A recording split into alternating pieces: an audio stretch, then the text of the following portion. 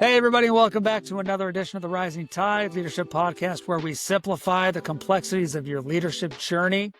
My name is Mo, and I'll be sitting in the host chair again since we are talking with Dr. Lim Usita. Dr. Lim, what's up? Yes, sir. Always great to be on the show with you. Looking forward to having this conversation with you. Yeah, let's go. Yeah, today we're talking about leadership lesson number 27, personal leadership development. And let me tell you, this one probably strikes at the heart for me more than any of them because I'm all about do it. If you screw up, it's your fault, get better. And so Yeah, when I started reading this article, I thought, okay, this is the stuff that people need to hear. So yeah.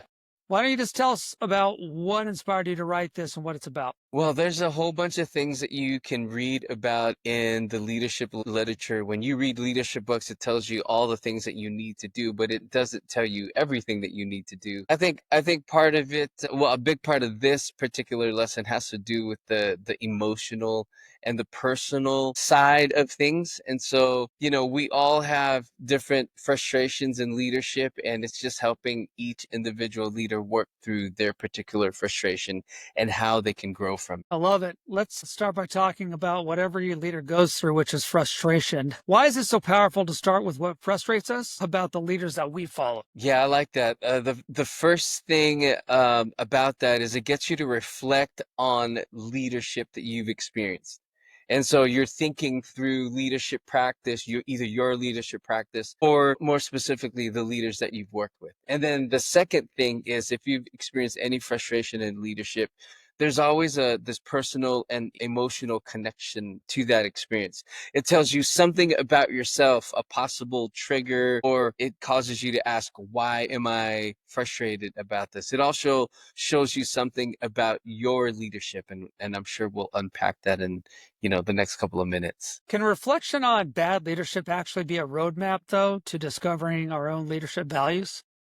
Yeah, I really think it can. It shows you something about yourself. And because you have a frustration, there is something there about that frustration that highlights something happening inside of you, which then connects to what you value in leadership or what you should value in leadership. What are some of the negative traits you've heard from students or clients? The most common thing is when one gets frustrated, like just people saying, man, I'm just so frustrated at my leader, or I'm just so frustrated with leadership.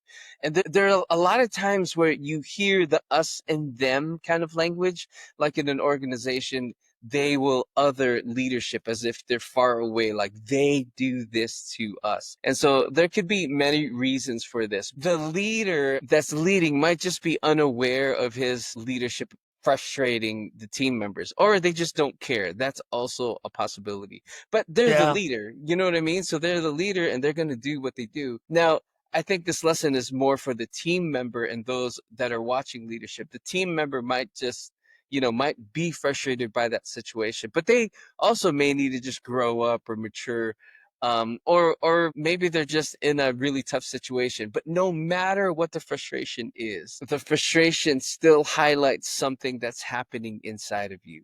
And so whether the leader's just unaware, they don't care, or the team member just needs to grow up and mature, like that frustration is still there and it shows you something that you need to change. How can leaders avoid becoming critical or cynical? Yeah, so when you focus on things that you can't change, for instance, the leader that you're working for or another person, then it's always going to lead to becoming critical and cynical. But I think part of the lesson is if you could focus on yourself and you can get better and make the changes that you can make, then you can kind of avoid being critical or being cynical because you're growing and you're developing your leadership. Why do you encourage leaders to create an exhaustive list of negative traits and not just a short one? Now, this list sounds like it's about the leader because the article says make a list of how leaders have, what their negative traits are and how they impact you. But it's really not about the leader. This exhaustive list is about you and why you get frustrated and why you see it as negative. So write down as many things as you can that frustrate you so that you can get a bigger picture of yourself.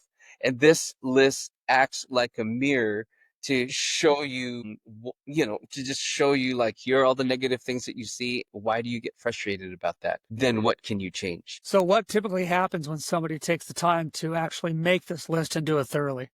So what you're able to do is you're able to reflect on behaviors that are damaging to leadership and how they affect the leadership like culture and how it affects your productivity. And so again, it's just a mirror to help you see like this is the things that I see are negative. These are the things that frustrate me.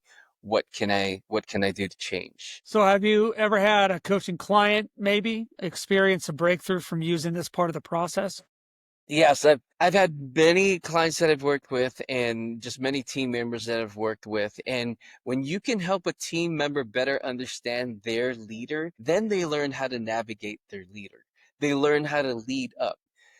It helps them to avoid the frustrations that their leaders might, bring upon them. And so showing a team member how leadership functions and how they work really helps them just to navigate leadership. So, is this something that leaders do regularly, or is it a one time exercise? I think it needs to be revisited, and I think this list needs to be part of your reflective and evaluation process. So as you're thinking through your leadership practice, as you're reflecting on things that happen, you can always come back to this list, and it helps drive some of your values. So, it reminds you of your values. Yeah, and it really sounds simple, like just don't do these things. But Right. why is that actually one of the hardest parts of leadership? I think it's really hard because it's emotional, right? There isn't so much written about the emotional side of leadership. It's hard because sometimes you can't control it. Sometimes, there's some been examples this week. Sometimes it makes you tweet something that, you'll delete later. You know what I mean? It's hard because it's hardwired into who you are. And so as I thought about it, there aren't really too many leadership books on how to deal with the emotional side of things. But then when you look at downfall of leaders, it's always going to be something that they did emotionally. They're reacting. It's going to be some kind of character thing that they weren't able to control. And so that's kind of the focus of this lesson. What's your advice to leaders when they recognize they're doing the very things that they said that they would never do? Man, it's sometimes hard to just take a look at the big thing that you need to change. So make micro changes. That's part of the reason why we're doing this lesson. You're writing down this exhaustive list. You break down the behaviors and the triggers, and you make those smaller changes first. Can you share a personal example where you notice yourself slipping into one of these negative traits? And then what did you do to course correct? In most meetings, I'm pretty quiet, but when I speak up, I'm not, I'm typically get pretty passionate about what I'm saying, and sometimes I may not always be kind. And so I wear an Apple Watch, and I learned this years ago, and I would regularly check my heart rate in meetings, right? And so, like, I wouldn't necessarily feel triggered and I wouldn't necessarily feel emotional about a thing, but then I'd look at my heart rate and I'd have an elevated heart rate. So even though I wasn't necessarily aware or conscious of it, my body, the heart rate doesn't lie. You know what I mean? If I have an elevated heart rate, then I need to keep my mouth shut because then I'm going to say something that, I may regret later or I may not necessarily mean. The other thing that I do is when my heart rate is elevated, I will take a breath before I say something just to calm my nervous system. But yeah, I mean, I do it for myself. Self awareness is really important. And so, for leaders, how does self awareness play into them making sure that their negative behaviors don't creep back in? I think self-awareness is a great place to start, like we've been talking about, and then it gives you a starting point to just break down why is it that I feel this way, and then as you start processing through it, as you start developing, your coping strategies, they can become a habit, and then those habits can turn into a practice so that things don't creep back in. So learning how to, again, calm your nervous system is going to help you so much in leadership. So, enough of the negative, let's talk about the positive.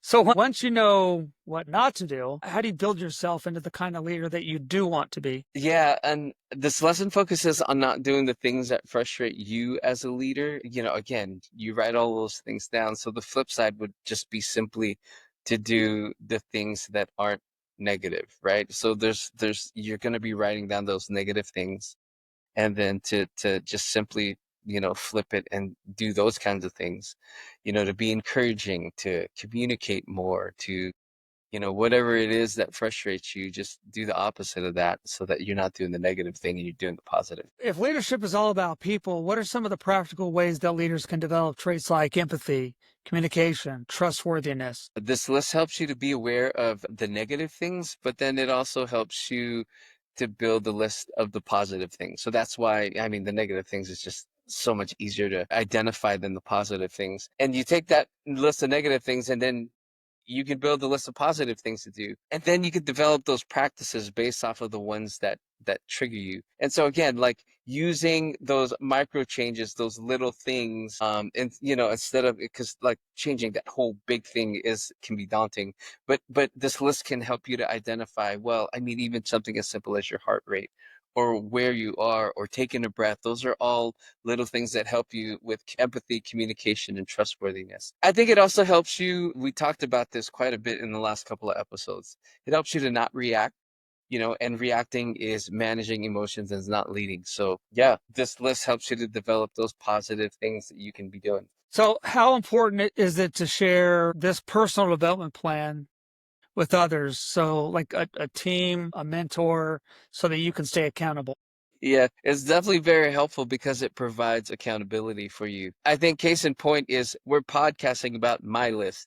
So all of these leadership lessons are my list of all the Yeah. things that I've seen in leaders. Like, I don't want to do that. And so what am I going to write? This whole identity and influence podcast has to do with my leadership frustrations list.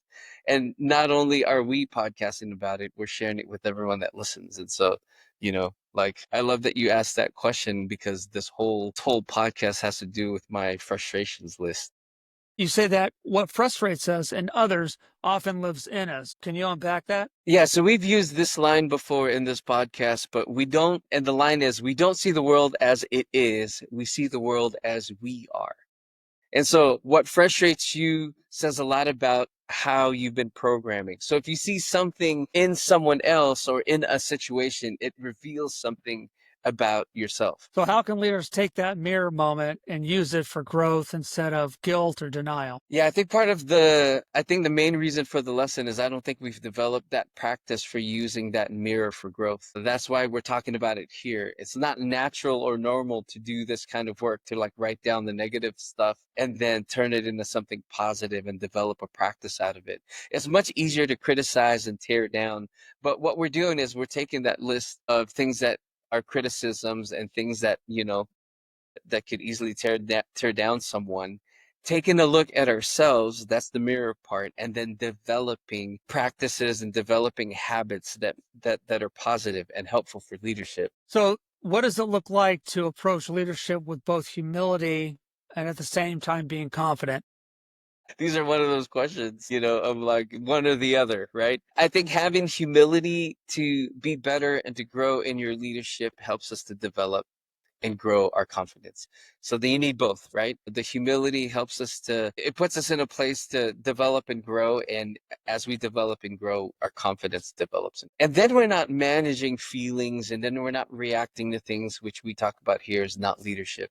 We live out of our authentic and unapologetic self. All right. So, what are your personal development plan? Final thoughts. What do leaders need to do today to get on this journey and make it happen? I think no matter where you are in your leadership journey, there's always a next level to get to. And this framework, this exercise helps you to kind of process, how do I get to that next level? And so writing down some of those things that frustrate you, some of those negative things that you see in leaders, and not doing them in your leadership practice really helps you to become a better leader. So yeah, we can all develop and grow still. Yeah, love it. Well, there you have it. Leadership lesson 27, personal leadership development. If you are not doing it, you need to do it now because you think your people are the problem, but it's not. Just go look in the mirror and you'll see who the problem is. It's always you. Don't forget to like, subscribe, share, sign up for our free newsletter where we give you all the good stuff. We'll see you next time. Thanks a lot, Dr. Lim. Yes, sir. Thank you.